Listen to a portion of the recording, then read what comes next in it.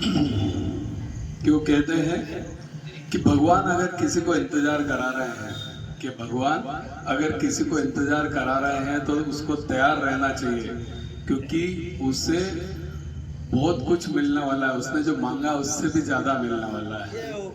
तो इंतजार का अगर किसी को भगवान करा रहे हैं किसी चीज में, तो निराश ना हो बल्कि तैयार रहे, उसे बहुत कुछ मिलने वाला है।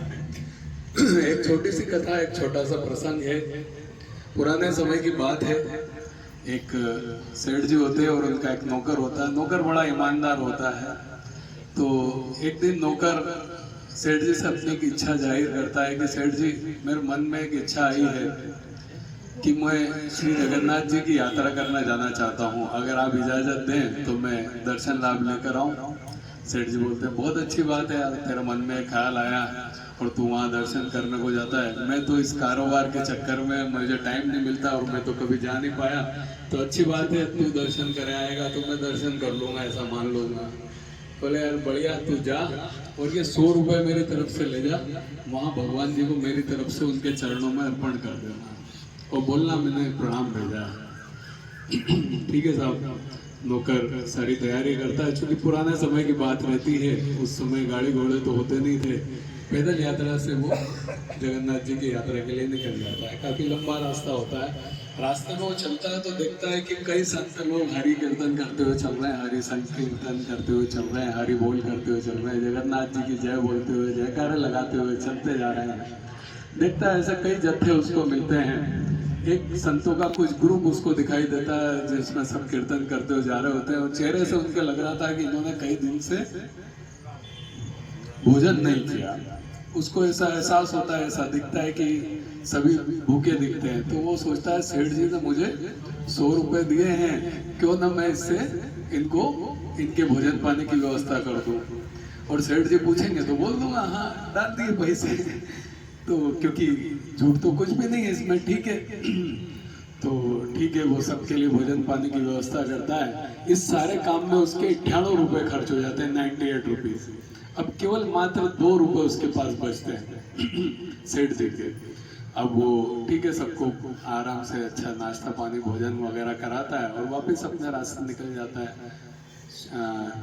जगन्नाथ जी के यहाँ पहुँचता है, मंदिर पहुँचता है, उनको प्रणाम करता है और 2 रुपए दान पात्र में डालता है और भगवान से बोलता है, ये मेरे नहीं है, ये सेठ जी ने दिए हैं, इनको स्वीकार करो और उन्होंने आपको प्रणाम भेजा है, उसको स्वीकार करो।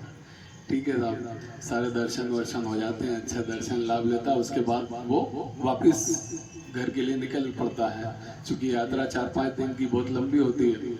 इतने में इधर क्या होता है, एक दिन सेठ जी को स्वप्न आता है और स्वप्न आता है, सपना आता है और उसमें स्वयं भगवान जगन्नाथ जी उसको दर्शन देते हैं। दर्शन देते और बोलते हैं कि तेरे 98 रुपए मेरे पास आ गए हैं।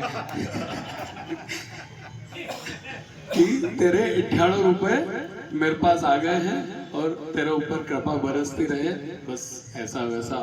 ठीक है। उसके दिमाग में ख्याल आता है कि यार मेरा नौकर इतना ईमानदार, उसने 2 रुपए का घपला कैसे किया?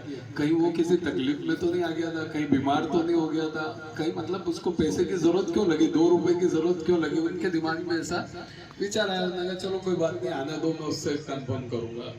ठीक है। नौकर 4-5 दिन की यात्रा करके पहुंचता है। सेठ जी के दिमाग में तो वही चल रहा होता है। प्रणाम करता आके, वो सेठ जी पहले ही क्वेश्चन उससे करते हैं, मेरे पैसे चढ़ा दिए थे? बोला हाँ चढ़ा दिए थे। तो बोला यार तेने 98 रुपए ही चढ़ाया, 2 क्यों नहीं चढ़ाया?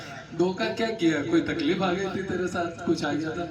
तो नौकर बड़ा घबरा जाता है कि यार ये कैसे पता लगा। वो बिल्कुल उनके चरणों प्रणाम करता है कि आपको कैसे पता लगा कि मैंने 98 रुपए चढ़ाए? बोले यार मेरे सपने में स्वयं भगवान जगन्नाथ जी आए थे और उन्होंने कहा कि तेरे 98 रुपए पहुंच गए। तो बोलते यार पर मैंने तो 2 ही रुपए चढ़ाए, आपके 98 रुपए तो मैंने संतों की सेवा में लगा दिए। बोले अच्छा, तो यही बात है, 98 रुपए मेरे कबूल हो गए, मेरे स्वीकार हो गए, जो संतों की सेवा में लगे। पर वो 2 जो नगद दिए। तो इस कहानी का मतलब यही है, इस कहानी से हमें यही शिक्षा मिलती है कि मानव सेवा सर्वोपरि है। जो हम मानव सेवा में पैसा लगाते हैं या दूसरों के हित में, जन कल्याण में या किसी की मदद में पैसा लगाते हैं, वो तुरंत स्वीकार होता है भगवान के यहाँ, और भगवान हमें आशीर्वाद जरूर देते हैं, उनके ऊपर कृपा जरूर बरसती है। तो बोलिए जगन्नाथ भगवान की जय। तो छोटी छोटी कहानियां हैं